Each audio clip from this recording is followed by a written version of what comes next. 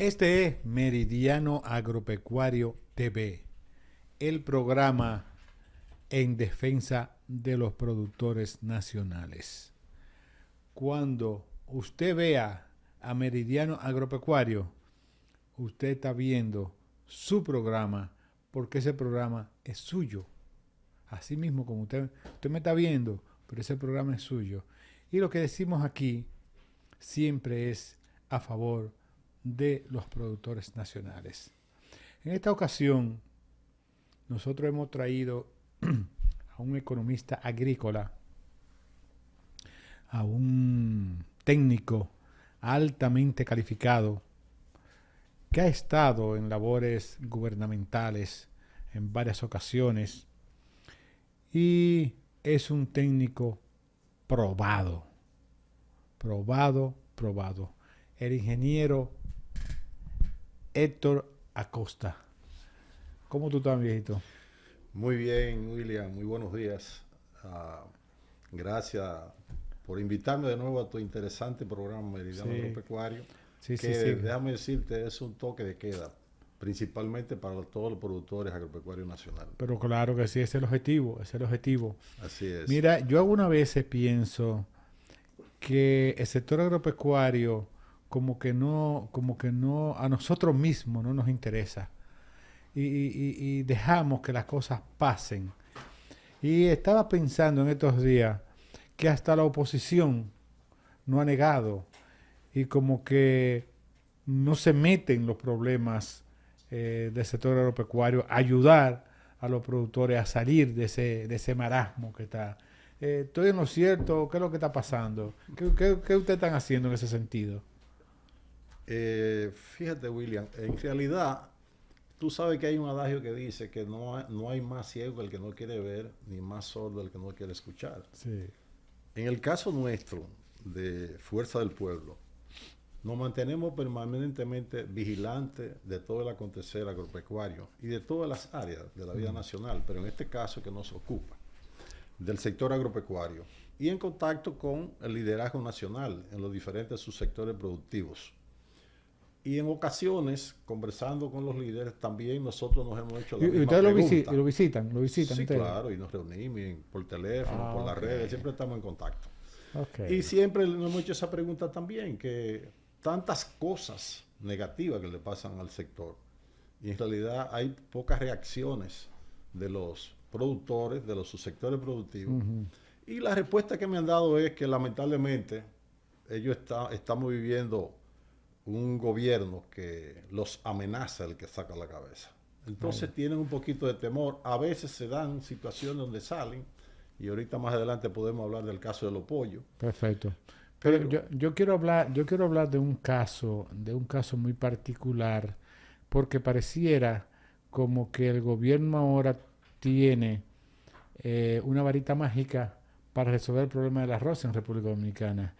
Y vi a Ito Bisonó hablar de que ya tienen resuelto el problema del arroz en República Dominicana después que se cumpla el 1 de enero con el DRS Casta. ¿Qué opinión te merece a ti esas declaraciones? Tú me permites, antes de darte respuesta a esa interesante pregunta, decir algo sobre en general de la macroeconomía, esa cosa muy breve. Bueno, estos micrófonos son suyos. William, en mis años de experiencia como adulto y en la vida profesional, nunca había tenido la oportunidad de presenciar un gobierno que iniciando un periodo presidencial se sienta como si se estuviera derrumbando. Y te digo esto porque el país no anda bien y se siente a nivel de toda la población. El país va por mal camino. El país va por un derrotero preocupante, empezando por la economía. Oye bien, los 4 periodos anteriores de este gobierno, la economía tuvo un descenso extraordinario. Fíjate que la medición de la economía es el Producto Interno Bruto. Y en realidad, cuando la pandemia tuvimos un decrecimiento que fue a nivel mundial. De agosto a diciembre del 20 fue de menos 4.3%. En el 21 salieron con unas estadísticas de un crecimiento de 12.3%, que en un debate que se generó, encabezado por el presidente de Fuerza del Pueblo, doctor Leonel Fernández, y por los organismos internacionales como la CEPAL, se demostró que ese no era el crecimiento real, que eso fue un rebote estadístico, porque el crecimiento real era comparar el crecimiento de la economía con el año normal de la economía, que fue el 19, no con el 20. Si se hiciera así, el crecimiento fue de alrededor del 4.7. Bueno, pero el año siguiente, el crecimiento, ya en términos reales, fue de 4.9, va cayendo, porque el crecimiento normal de la economía es sobre 5%. Sí. Pero el año pasado el crecimiento fue de 2.4. Pero ese crecimiento del PIB o ese decrecimiento en términos relativos del año pasado, que fue un decrecimiento, bajó de 4.9 a 2.4. Eso se debe fundamentalmente, para que la gente nos entienda, a que este gran financiamiento internacional que tomó el gobierno en los 4 primeros años, de casi 50.000 millones de dólares, no se invirtió en el desarrollo del país. No se invirtió en la infraestructura que propician el desarrollo. Y por consiguiente, entonces eso no impactó la economía del país. Fíjate que este es un gobierno que, a pesar de todo ese gran financiamiento, tú no tienes ninguna obra que mostrar, ni siquiera obras físicas, porque lo poco que mostraron fue un desastre, como fue el puerto turístico del sur, que se está cayendo a pedazos, como fue la presa del sur, que en realidad fue un muro que inauguraron sin ninguna infraestructura y todavía no la tienen.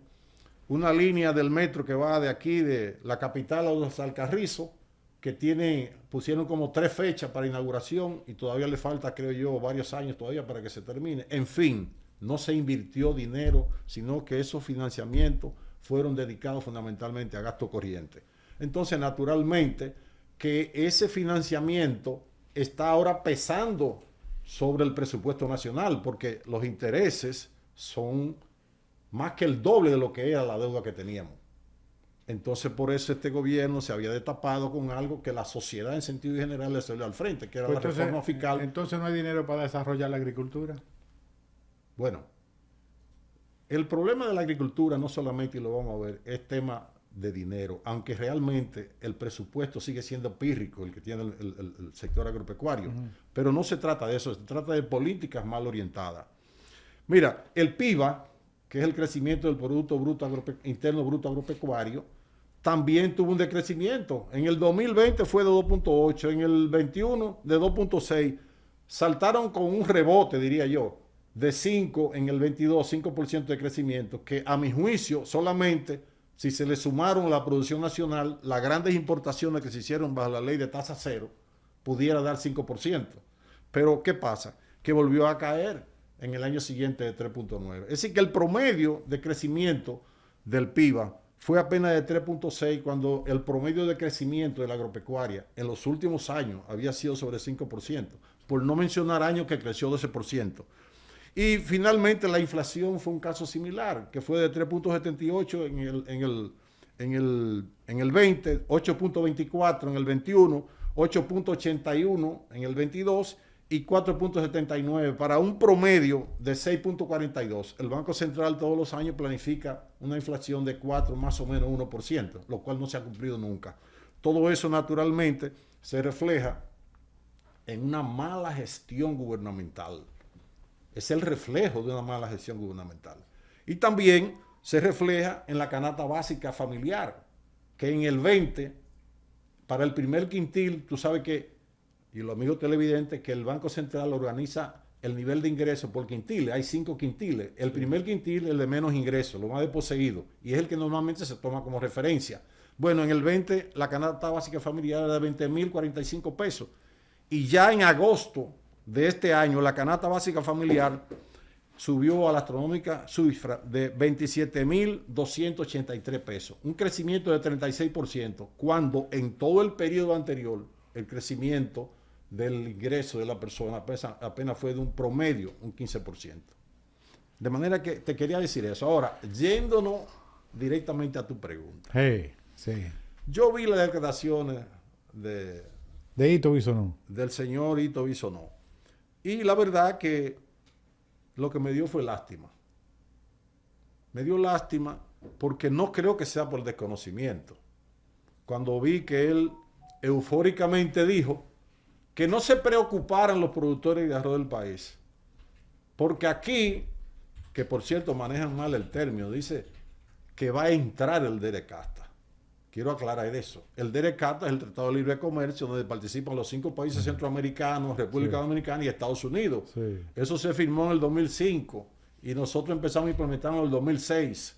En el caso del arroz tenía 20 años, fue de la canasta privilegiada para protegerlo los primeros años a fin de que los productores nacionales se pudieran adecuar tecnológica y en desarrollo para que pudieran enfrentar lo que era una degradación total de los aranceles. Es decir, que durante los 10 primeros años se aplicaba un 100% de los aranceles de cualquier arroz que se trajera fuera de la cuota establecida dentro del tratado, que había que traerlo sin arancel todos los años y que es una cuota ascendente que ya en este año es de alrededor de 480,000 quintales de arroz, porque va creciendo todos los años. Bueno, entonces lo que va a pasar en enero del próximo año, el 1 de enero, no es que va a entrar el DERECASTA, no, es que van a terminar de desgravarse los aranceles que se aplica al arroz importado.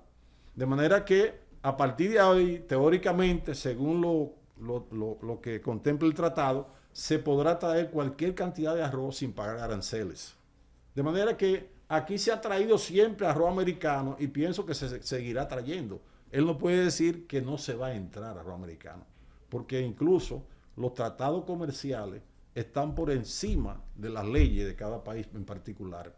Y más que no es un tratado bilateral, sino multilateral, porque son 7 países que están involucrados. Y de manera que cualquier decisión tiene que tener el consenso de esos 7 países. ¿Qué busca Ito Bisonó mandándole un mensaje a los productores de arroz de esa naturaleza, sabiendo los productores de arroz que eso no es verdad? Exacto. Porque ya eso fue comprobado y requete comprobado de que eso no iba a variar bajo ningún concepto. ¿Qué busca este hombre en esta? Bueno, lo que yo te puedo decir es lo siguiente, William. Yo siempre me refiero a las otras personas, aunque estemos en la oposición, con mucho respeto, y así pienso hacerlo siempre. Pero la verdad es que empezando por el jefe de él,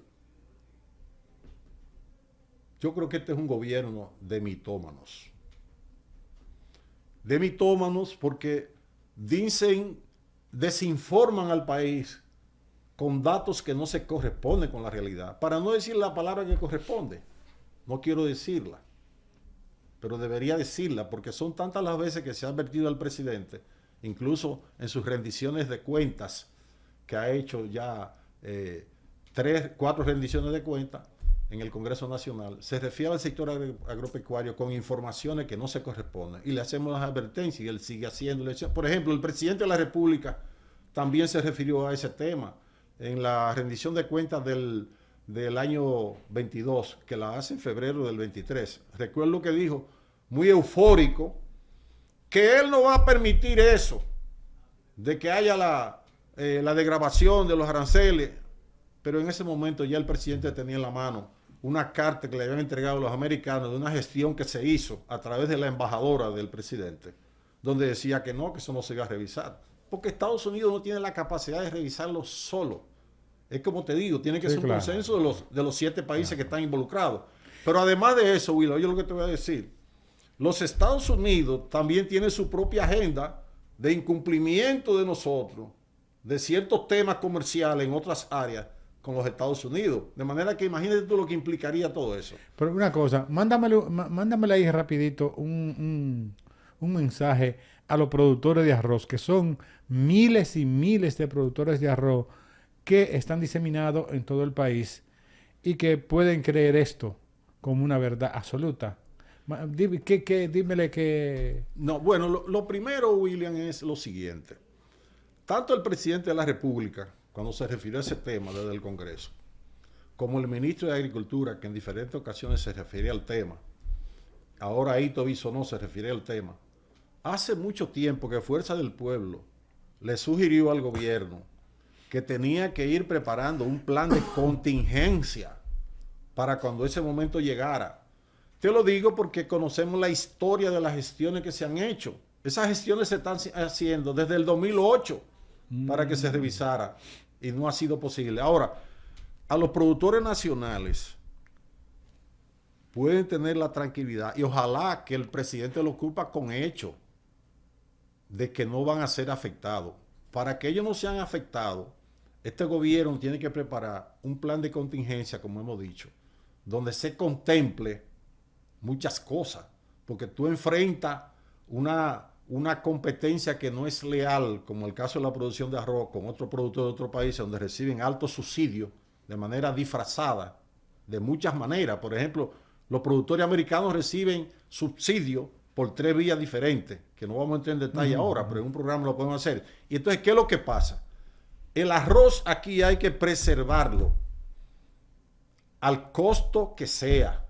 Y el Estado tiene la obligación de hacer un plan de contingencia para acompañar ese proceso de transformación cuando venga la degradación total. Afortunadamente, hemos avanzado mucho, sobre todo el sector privado, en la producción de variedades que son buenas, que producen mucho rendimiento y que producen un buen arroz a nivel de factoría. Ahora mismo, a nivel de calidad de arroz, los productores dominicanos están compitiendo de tú a tú y quizá por encima del arroz americano, por cómo cocina. Y además, por ejemplo, ahora recientemente en la cosecha pasada, los productores americanos tuvieron un problema, y es que le llovió fuera de época y el arroz en molino tuvo muchas roturas. Y Estados Unidos tiene una cantidad de arroz roto que no sabe qué hacer con él. Que si se trae ese arroz, los productores nacionales, los molineros principalmente, tendrán que mezclarlo con el arroz nacional, como está ocurriendo hace algún tiempo, porque el arroz nacional tiene mejor calidad, pero se necesita un plan donde el Estado apoye. Si aquí podemos pasarnos días hablando de todo lo que significa la producción de arroz a nivel nacional, tanto para la economía como a nivel del tema social. Vamos a seguir conversando con el doctor Héctor Acosta, pero vamos a una pausa y en breve volvemos.